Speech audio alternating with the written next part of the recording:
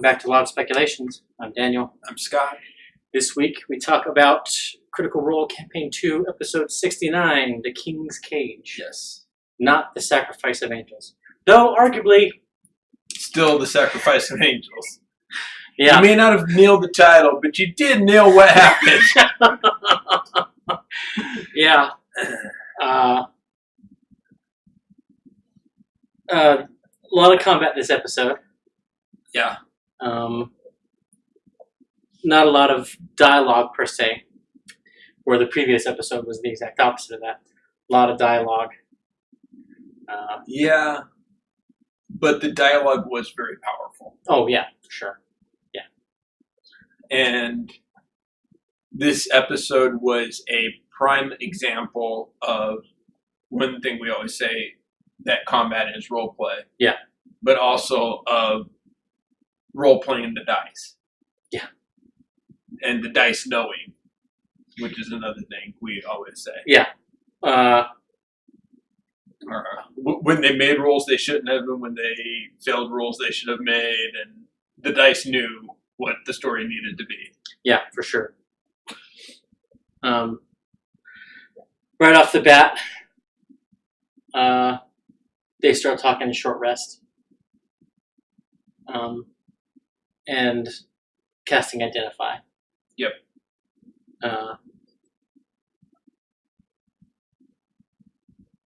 Now,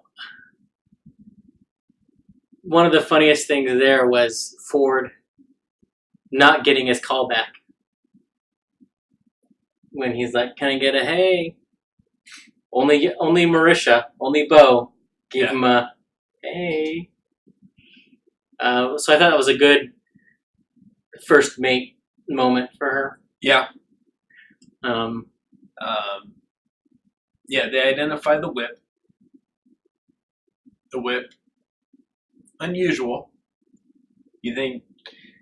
Not unusual. So this is one of my pet peeves, is too strong of a word. But it's something that I've been working on a feat for whip users to be able to do. And it's something that I've considered giving whips in doing a magical whip that does a similar thing. 20 feet? Not 20 feet. That's the unusual part. It's double the reach of a regular whip. Yes. So I think this comes down to Matt trying to put a weapon in his game that will service Yasha and it not getting to Yasha. Okay. If Yasha was a protector ASMR, the traditional weakness of the barbarian that can't fly wouldn't be an issue. Right. Because once per day for a minute, she could fly. Yep. Now he gave Marisha those gauntlets that'll give her the 20-foot range. Yep. And now he's given them a whip. With the same range. Right. So this one is... for each of the sentinels. Yes. This is foreshadowing of things to come. Yeah. Because really the only two that could use it are Yasha and Ford. Yep. They're the only two with all martial weapons, so they're the only two that have whip proficiency. Right. And Ford doesn't really need it. Yeah. Because now, he does as much damage with his Eldritch Blast. Would he be able to attune the Sword of Fathoms to the whip? And yes, how would that affect the sword? Well, this gets back to what we talked about when he first attunes to the Summer Dance sword. Because he can attune to multiple weapons, but only one can be his pact weapon.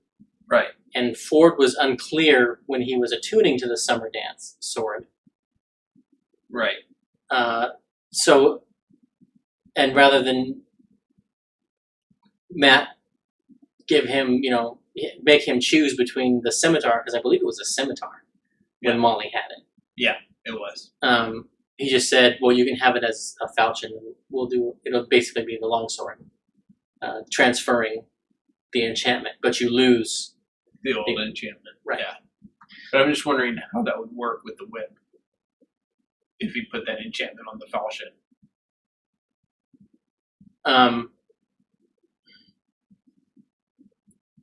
Well,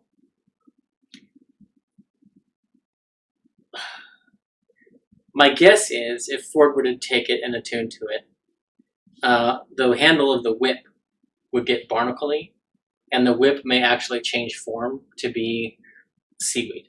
Okay. To be a strand of kelp. Okay. It wouldn't just feed into the falchion, and the falchion would have some kind of reachability. I don't think so.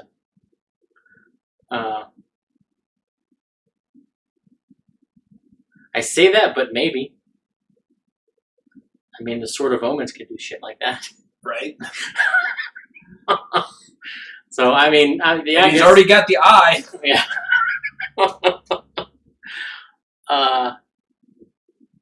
Yeah, I guess that's possible, but I don't think so. I think this is meant for Yasha. Yeah. But I love that it's in Jester's hands. Yeah. Because the shenanigans that she is going to get into. Well, we got a preview of it in this episode. Yeah. But I mean, just think how differently that, for lack of a better term, attack on Bahamut's temple would have gone if she had that whip in the temple. Yeah. Much easier. Yeah. For one. Yeah. Sorry, guys, I got something in my eye. Also, we've joked about there have been moments where we wonder if the cast is watching. And Marisha, this episode, I just wanted to say thanks for watching, because I was like, last episode, I was like, man, they didn't check in that spider room for any writing or anything to get any sort of. Yeah. And she's like, I want to look for writing in the thing, and I was like, yes. It didn't pan out, but yeah. Still, we love you guys. But Not and Jester finally confront. Yeah. The flask. It was a lot more anticlimactic than I had thought and or hoped it would be.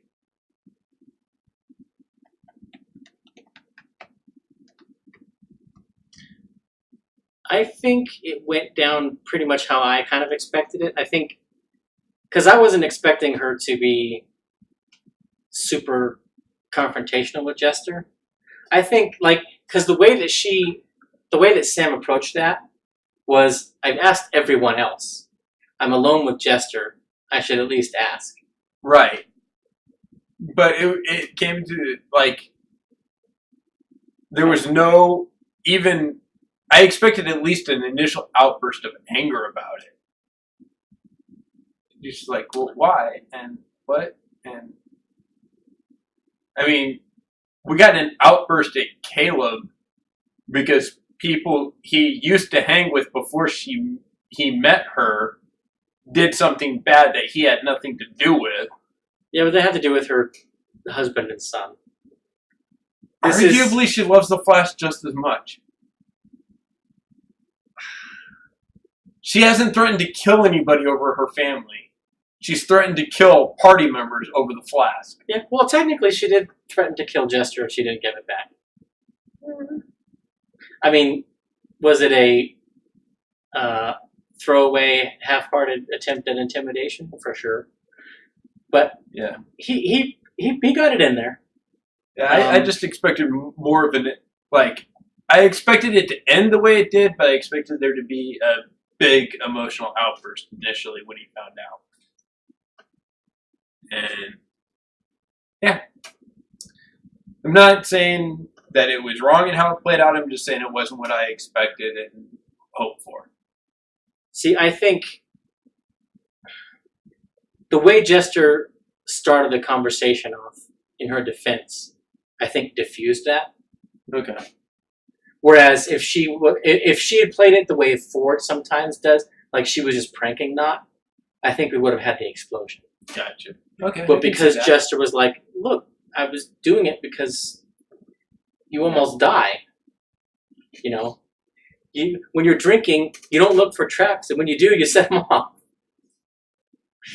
Which is the best part about not. Yeah. In my opinion. Yeah. I love the way also she was like, I have not. Yeah. I will not. Wait, will you? Yeah. Yeah, it kind of just turned into a pun game, rather quickly. Yeah. They did have a heart-to-heart, and she's like, well, what about these hours? And I was like, just compromise. She can drink while they're on rest. Long rest or short rest. Or traveling. Yeah. Well, I mean, it doesn't, from one standpoint, it doesn't matter what deal or compromise they struck in that moment. Yeah. Because Knott's an addict. Yeah. So she's not going to keep that deal until she wants to get out of it. Yeah. That deal will only make it so that she starts lying and stealing her moments with the flask. Yeah. Where she says, yeah, I won't drink, until the sun goes down. Well, she's going to be sleight of handing that flask all day. Yep. So, yeah.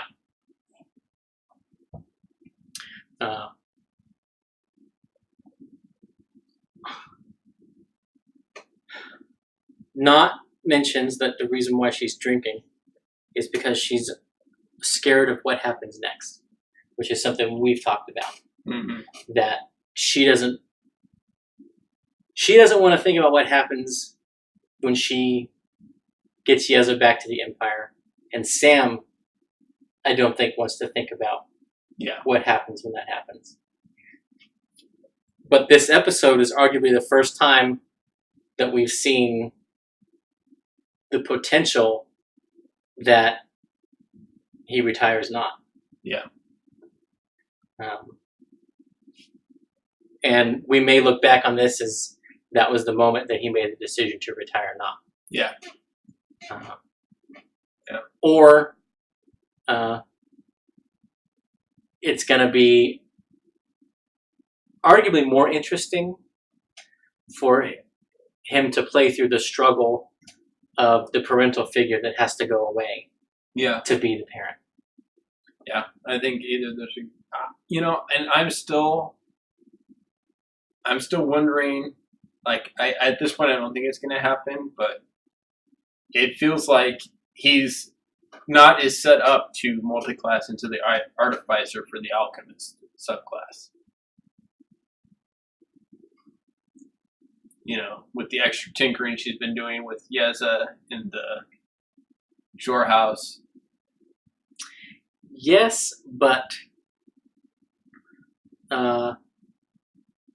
if Sam were more like Travis, that would be a bigger possibility.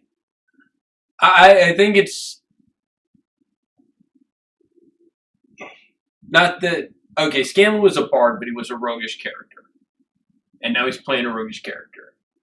And for a while, he dipped into an artificer with Tarian.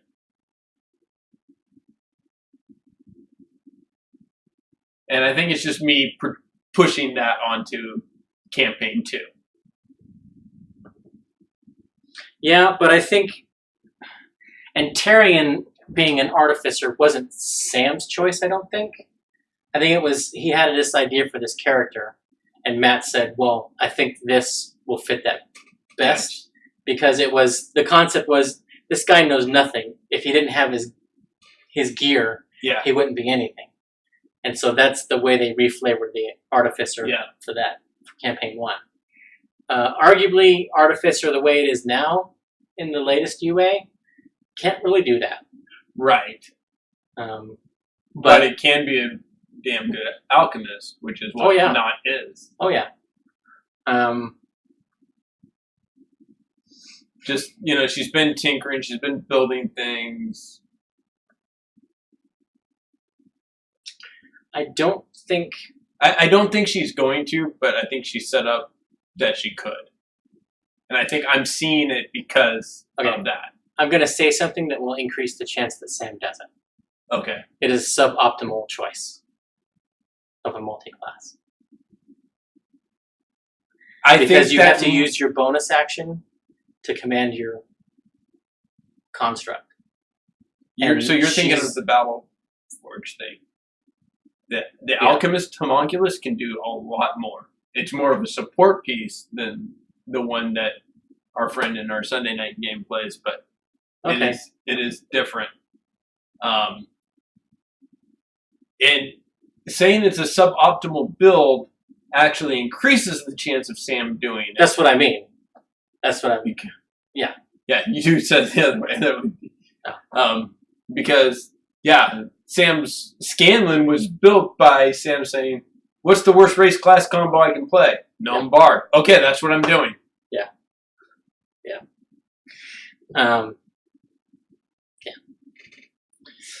So, maybe. But again, that all depends on whether or not Sam wants to really get into that. Yeah. You can just see not rolling around with her little crossbow and a little clay golem on her shoulder. Yeah. Well, so they could reflavor that homunculus to be anything. And Jeremy Crawford has said multiple times in multiple venues that they have written the Artificer to be as skinnable as possible. Yeah. So what if Not does do the Alchemist and does go with her homunculus? She makes it a doll of her son. Oh, yeah. Yeah, there you go. And more than likely, she would have it always near Caleb, so it can, because the homunculus one can heal. That's what I thought. Can give inspiration and can make them levitate at 10 feet per round. Yeah. So her putting it near Caleb to heal Caleb. Yeah. Guard him. He's squishy. Yeah. So her two boys. Yes. Are always together. Yeah. Yeah, I can see that. We got some widow jest. Yeah. From that conversation as well. Yeah. When Ford and Not and Jester are talking about Caleb, and he's like, he's so handsome. And yeah, he's got that. He's cute. He's got the cleft in his chin. And da. Yeah, I'm like, oh, there's some widow jest. But one thing that I missed what exactly he said the first time I watched it. Okay. But on my rewatch, I caught what he said. And that was Travis saying to Matt during the short rest that he was carving symbols into his armor. Mm-hmm. He didn't say what symbols. But we've been talking about the potential of Ford's 10th level and beyond. Yeah. For weeks now. And I think he was carving symbols of the Wilde Mother into his armor. I agree. I think we are going... My gut tells me that it's going to be Paladin, and it's not going to wait for the ASI. I think he's probably talked to Matt about it, and to meet the requirements, they're going to find either a belt of Hill Giant strength or gauntlets of ogre power to give him that strength requirement. They got gauntlets of ogre power in campaign 1. The other option is Matt just waives the requirement. Yeah, that could be too. But I mean, they had gauntlets pre-stream in campaign 1, so there's no reason why they couldn't have them, or Ford could go commission them. Yeah.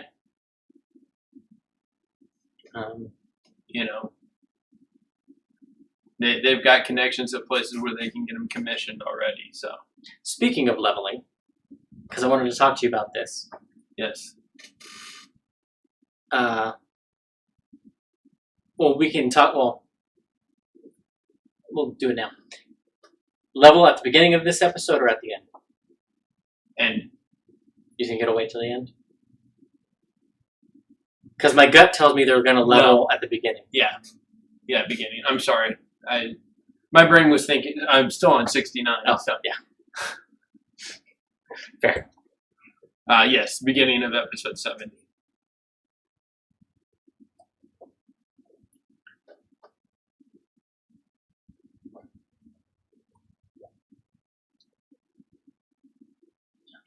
Is he going to...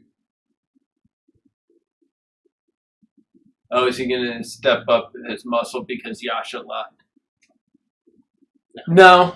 I mean, yes, if he gets the strength boost, that I'm talking about, but no, not because Yasha left. She's left plenty of times where... Yeah, Jester's the muscle when she's not there. Yeah. I think that's why he picked up the shield, to be an extra front line when Yasha's gone. Yeah. But he's not... Well, and I think he realized he could use it. Yeah. He's not going to end up tanking. Yeah. They still have a tank in Bow. Yeah. They've got the strength in Jester and the tank in Bow, and Ford's just going to be the extra backup. He's basically filling the role Molly did when Molly was with the group. The secondary attacker striker behind the tanks. Yeah. If anything, he took over... Warlock is the striker. Yeah. If anything, he took over Molly's role in the combat. Because before he was just kind of, well, what do I, Yeah. He was kind of fill in. I don't know what to do. And Yasha refuses protection and aid. She says, I'm tired of being in the middle. Yes. Not being able to do anything.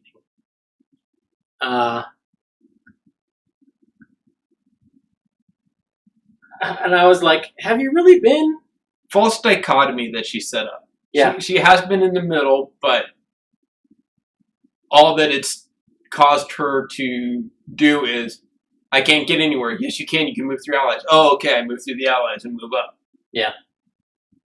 So, Yasha... Well, she also acts as a rear guard. Yeah.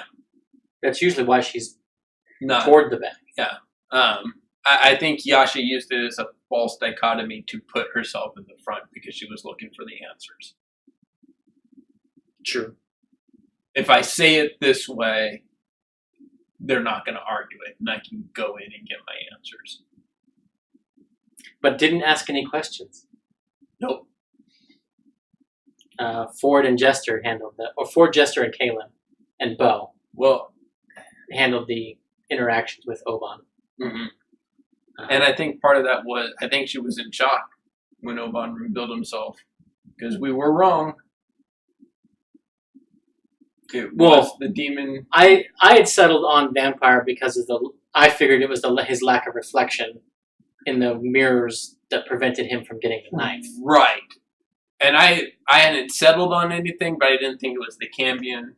And you had specifically said it's definitely not the one from her dreams because you had interpreted that as her angelic guide.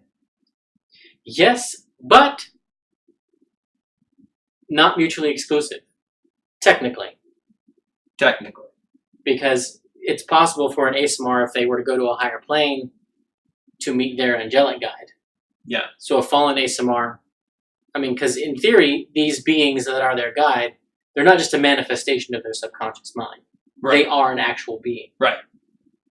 And Matt said a couple things when he was monologuing to Yasha that made me wonder if Oban wasn't a physical presence until she broke away from the Angel of Irons. So the iron she's chained in her visions is breaking. Does that mean she needs to have her strength be in her chains and being reserved? Because when she breaks loose, she's with Oban. So Oban. So I mean, is that a flip on the script? What rather than if I break these chains, I'm going to become the protector. This is a good thing. These chains are keeping me down. This restraint is keeping me from that evil thing I was. My strength are in these chains, in my restraint. No. Okay. No. The chains are definitely a reflection of her fallen aspect. And are definitely connected to the Angel of Irons, which I'm pretty sure is a fallen Asimar just like her. Yeah. Possibly with Oban as her guide as well, or Oban is an underling of her demonic guide. Mm-hmm.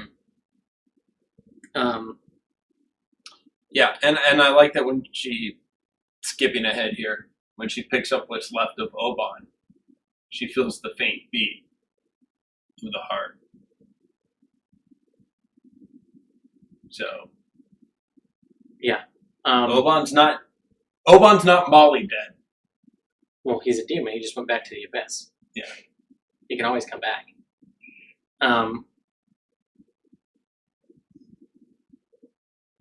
So we have Ford being a theater goer. Yeah. Which I think he's mentioned in the past. Yeah. He's seen a few plays. Yeah. Jester collects the blood coming from the eyes, which may become important for a few reasons. Yeah. That's a bodily fluid, which is a strong connection for a scry. Yeah.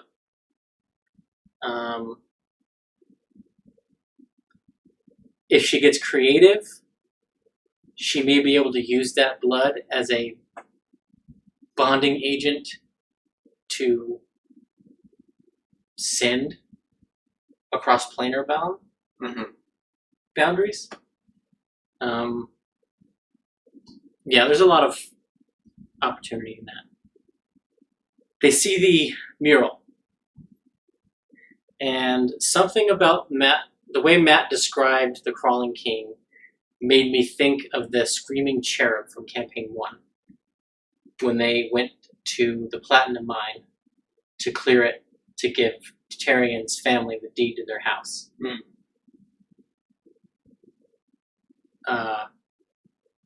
Matt described that as a corrupted celestial being. Yeah. Could that have been the first attempt or the birth of the Angel of Irons? Maybe.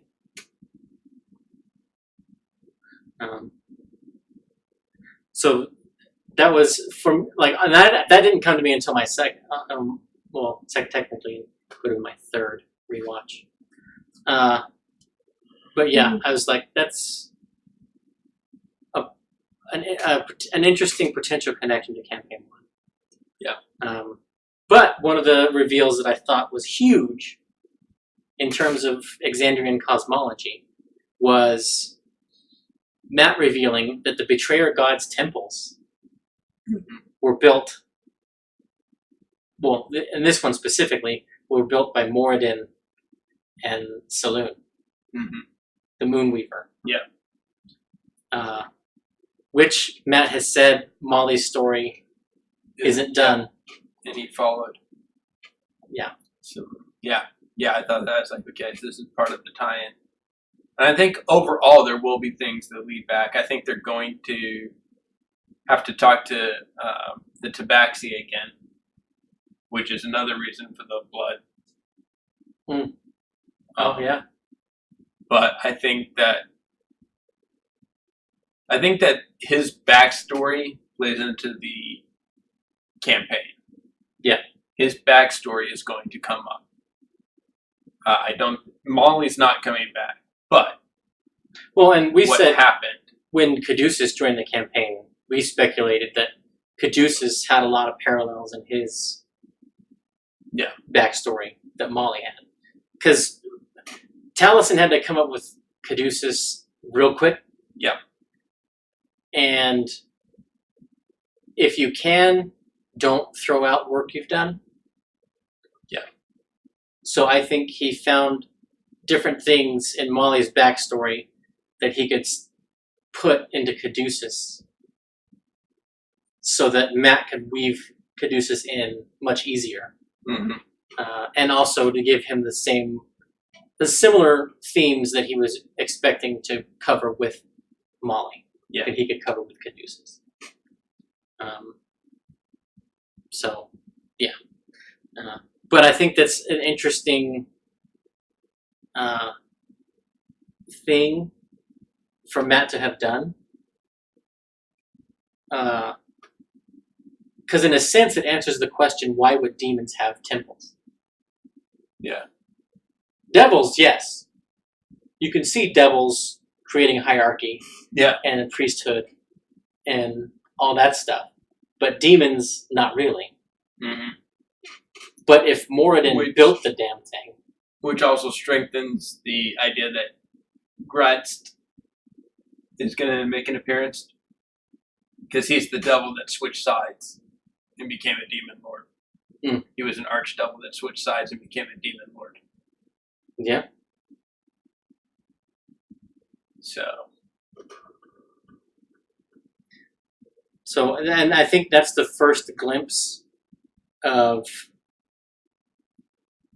what they'll have to do, and also potential foreshadowing for what awaits them at the kiln. Mm-hmm. Because the kiln could also be a powerhouse, a power site that evil beings are using now. Yeah. Or at the very least, will give them some sort of line of communication to Moradin to figure out how to put the Laughing Hand back. Yeah. Or to send the Laughing Hand through the Divine Gate. Yeah. So because it could be that the angels, when they sealed the Laughing Hand there, could not or would not send the Laughing Hand across the Divine Gate. Yeah. And it could not, because it's possible that the Divine Gate wasn't built when they entombed it. Right. So, and that's part of that's the timeline of events that the Mighty Nine are going to have to investigate, mm-hmm. I think, to figure out how to put him back. But it was 58 minutes in an episode before Oban appears. Yep. And I think there were two moments where if the players had rolled better, they would have seen him. Yeah. Offhand, I can't remember specifically what the first one was, but the big one was Marisha looking down the hallway and saying, "Do I see anyone coming?" And Matt said, "Roll a perception check." And she rolled a natural 1. Yeah. And he's like, "Nope, it's dark." I think if she had rolled better than that, she would have seen Oban coming. Mm-hmm.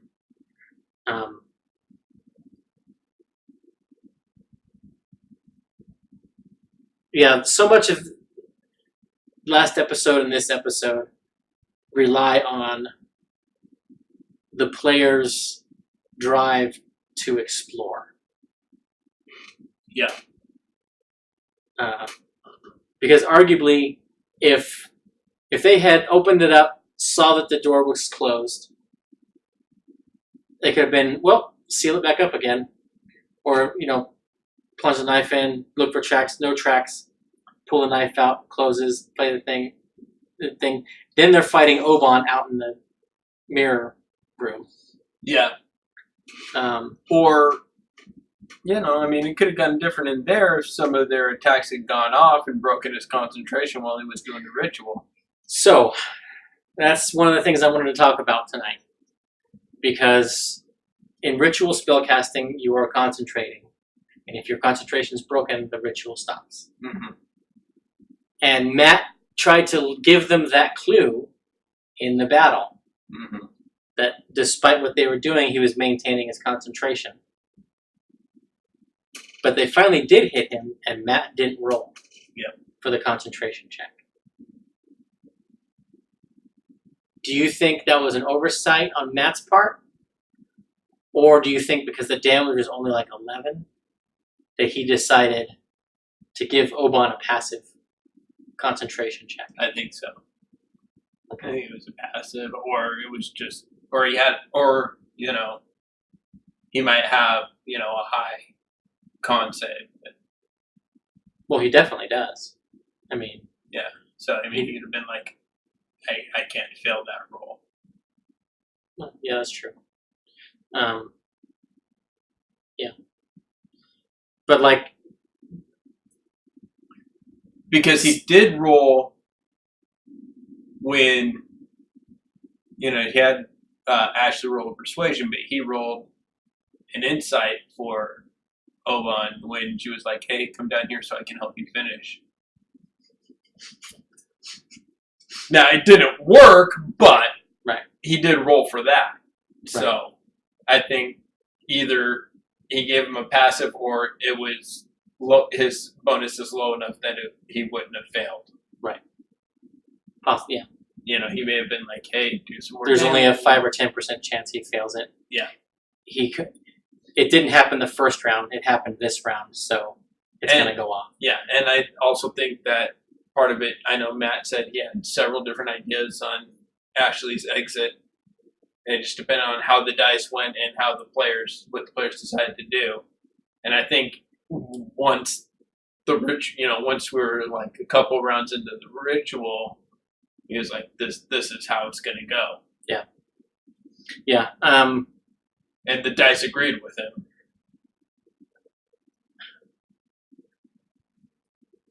Throughout the fight, I kept hoping that Yasha would die. And I've said this multiple times on the show. And it's not that I want Yasha to die. It's that I want her to get some use out of her class ability. Which is they don't need the diamond to resurrect her. Want all Zealot Barbarians to die. Yes, that's true. I do. I have seen you actively go after Zealot Barbarians. All Zealot Barbarians should die at least once in a campaign. It doesn't cost anything other than a spell slot to resurrect them. Yep. So, yeah. It's just, yeah, that is my thing. But it also would have been good for Yasha to sort of die holding the line.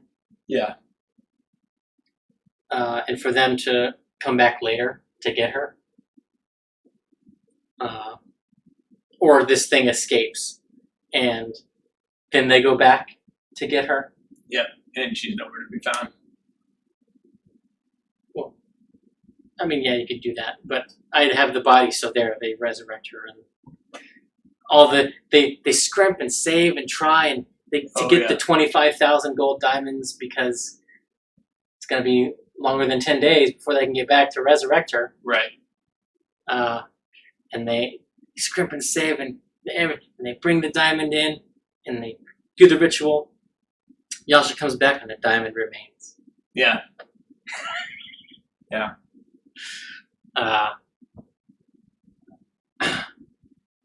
Yeah. Because also, I think Matt's also because he has the ritual for the resurrection. Yeah. I think I could see Matt, them going through it. He makes the roll. He sees that Yasha's coming back. And he describes the elements of the spell that he normally describes. The runes lighting up, this, that, and the other. The diamond maybe lighting up. And then the diamond goes dark. And just watch everyone around the table go, because they think it didn't work. And then Matt says. And she gasped. Yeah. And then it was like, what? And now you have a diamond for the next person that dies. Yep. But I don't know if we'll ever get that scene. But we got a return of Caduceus's, "This is bad. We're running." Yep. Quoted by Caleb. I also wanted to give a shout out to Travis when he got the "How do you want to do this?" Yeah, I think Travis was the MVP for me.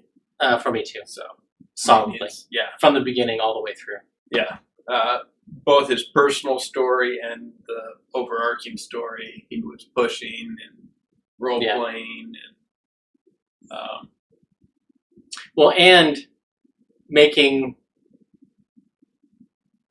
correct and incorrect tactical choices, but the incorrect ones were for roleplay reasons. Yeah. And he realized once everyone was in the room, no, somebody needs to be up there. And that's when he went over there, and that's when Oban came in. So, yeah, Travis for me, yeah, all the way through MVP. But I liked him narrating an upward cut. Yeah. Because most choreographers in Hollywood, most of the fights you see on TV, in plays, they don't use that strike. Yeah. And very rare. Sometimes you'll see that. You'll see that one. But Travis, when he pantomimed it, was that one. Yeah. And that's one you don't see very often. And I was like, good on you. Yeah. I think Travis shines most. Or I think, well, I don't want to say shines most, but I think he's having the most fun when he can describe his combat moves. Yeah. So when you can throw a little mocap into it. Yeah. But we also have him ask Yasha why when she gets taken over. Yes, that was great. You know, Yasha gets the critical hit, does all the damage, and he's just like, you see Ford's eyes roll back, and he falls and uses his one use of his power for resilience and steadies his hand on the wall. And that reminds him that he's still gripped by the having hand too. And he looks at her and says, "Why?" That was like just great. And what I loved is Ashley rolled the attack roll. Mm-hmm. And then she's like, 16? And he's like, misses. And then she answered him. Yeah. And she says, I hurt you. Yeah. And the fact that Matt reiterated what she said, that he said, Yasha has this, creepy, evil grin on her face. Yes, she's still standing there, but almost disembodied. She says, I hurt you. And I think that is key, because I think that plays into how she became a fallen ASMR and how she's going to escape. Yeah. And it feeds in. I mean, in the end, when it's just Matt and Ashley, and he's like, and you're going through, and it's like you have no control, or do you? And that's the thought that scares you. This is that just another layer of that same. Yeah. Also, so we talked about they made both good tactical choices and bad ones. Yes. And how they didn't attack him for damage to break his concentration. But one of the things that I wanted to do is defend Laura. Okay. And this is something that in the session, as soon as it was done, she was beating herself up for. Yeah. And I felt really bad for her. So I wanted to speak in her defense. Okay. In Jester's defense specifically. And that is, Laura didn't understand that humanoid was a specific classification for a creature. But Jester wouldn't necessarily know that Oban is not a creature. Yeah. Because winged tieflings are a thing. Yeah. And a winged tiefling looks an awful lot like a champion. Yep. So I wanted to get my defensive gesture out. Yeah. And say that Laura casting Dominate Person was not a horrible choice. No, it wasn't. And, you know, yeah, to be fair, the winged tiefling that I play, with the exception of the bright yellow skin, looked very much like a Cambion. Mm-hmm. You know? And I tried to roleplay that out in your interactions with people. And when I initially came up with him, I didn't think that. Yeah. And then through your interaction, it's like, holy shit, oh shit, I look like I described him. Okay, I'm gonna roll with this. Yeah. You know, because I didn't think about that. I wasn't intending to pattern it like that, but I did. Yeah. You know. Well, it's unavoidable. It was just aesthetic choices that I made, and I was like, oh shit. You know. Yeah. So yeah, I wanted to get that out for Laura, because you know we know I'm a Laura fanboy. So yes. And she was, I think, my second choice for MVP for this episode.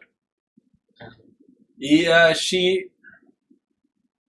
Just for being the glue. It was between her and Caleb, and she squeaked it out with the not conversation. Yeah, the conversation with Not and her trying to get the answer from Oban about who the Angel of Irons was, and also of everybody, she was the one most impacted by leaving Yasha. Yeah, and Yasha. Yeah, you know, and Laura does a lot of things like I do. Laura and Taliesin, there's parts of each of them that are like, that's exactly, you know. And Laura's, it's the collecting the angel school, I collect little random things like that with my characters because they turn out useful. Yeah.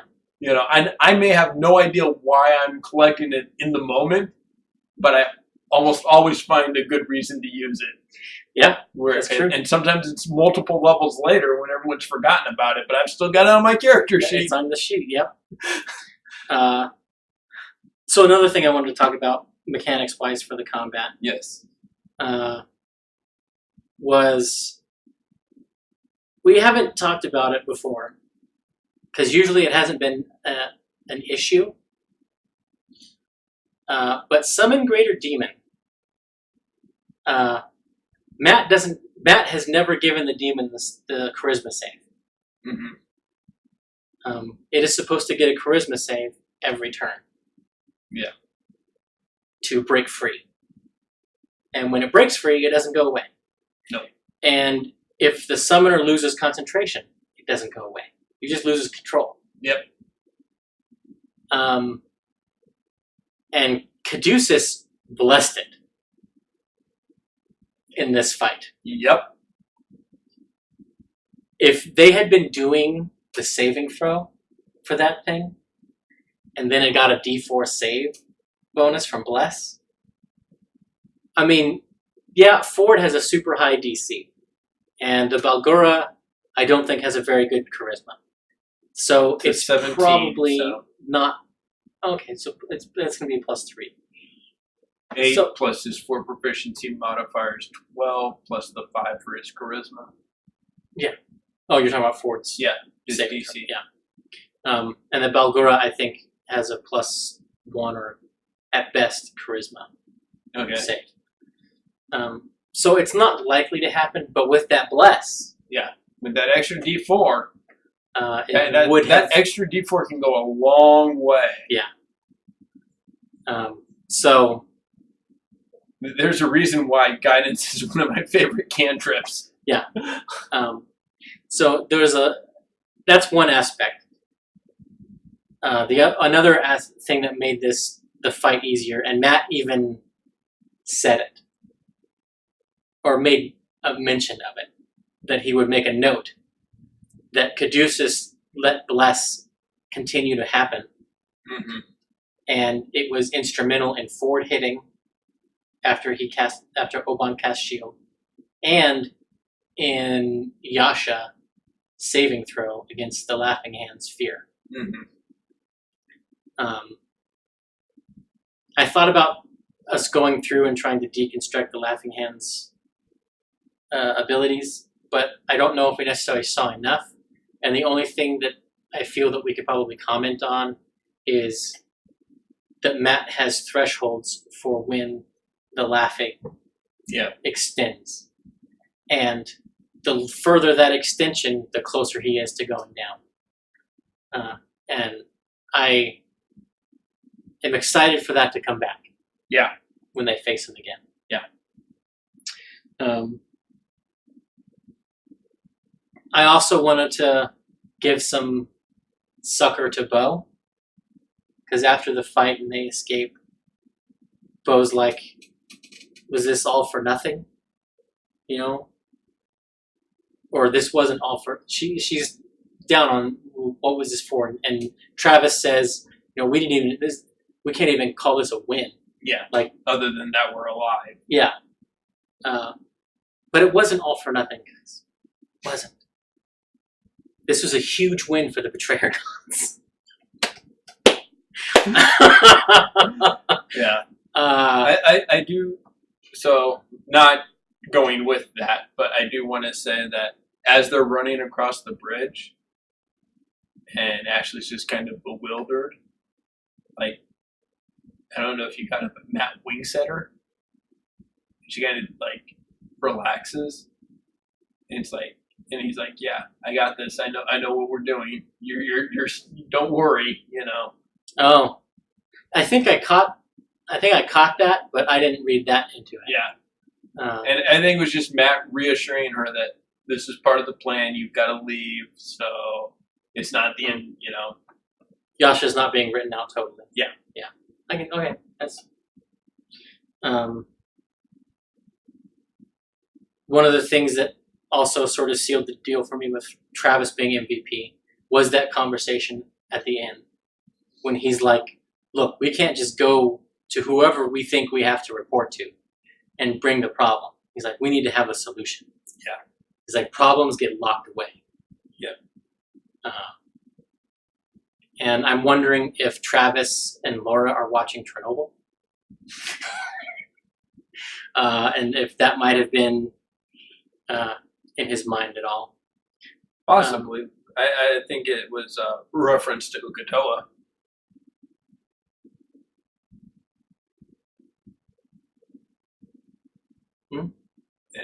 Well, with that, if that's the case, then Caleb's following comments are even more interesting. Because Caleb's like, we need to take responsibility for this. We did this. Yep. Because that's how I heard it. It was problems get locked away. Uk'otoa's a problem. He's staying locked away. I'm going to, you know. Well, hey, we're responsible for where he's at. See, I didn't read it that way, but that's interesting. And that does, yeah. Caleb's saying, you know, we take responsibility. Yeah, that's interesting. But as we've been predicting, they're finally going to go north. Yep, they're going to go north. The Floatkeld Alps near the Crystal Sands Tundra, beyond the graying wildlands. So, north of Caduceus' home. Yes. Matt is playing with colors in this campaign. And I'm wondering, because Caduceus' home is, the trees are turning purple or blue. They're not green anymore. Jorhas is devoid of green. It's that shades of gray thing. Yeah. We've been under the impression that perhaps the forest is the end sort of color scheme. Yeah. But what if white is? Ooh. Okay. What if those areas to the north are the most corrupt? Yeah. Just devoid of color. So that's where my brain was going. Yeah. And also I'm wondering if Matt got some of his ideas while on the white. The areas that are the least cursed, the areas further south are the most colorful. Mm-hmm. Yeah. And it's not snow. It's white sand. Which means it's dunes, which means there are no plants. Or Jorhas, there's scrubland and bushes, no trees. Well, a tree. Well, yeah, a tree. Remember the rock? But largely no forest until you get to the north part of Jorhas, which is the same forest extending east that Caduceus is from, which is the corrupted forest. Mm-hmm. And if he has to get to that kiln to reverse the corruption, then it probably has something to do with the fact that Moradin built these temples to these demons. Yeah.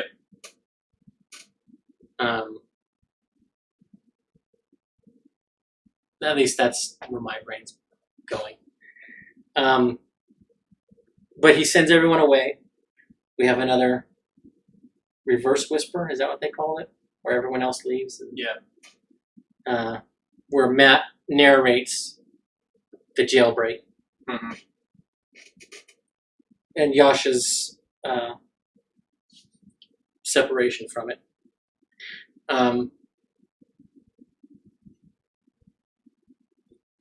Matt says he'll keep her updated,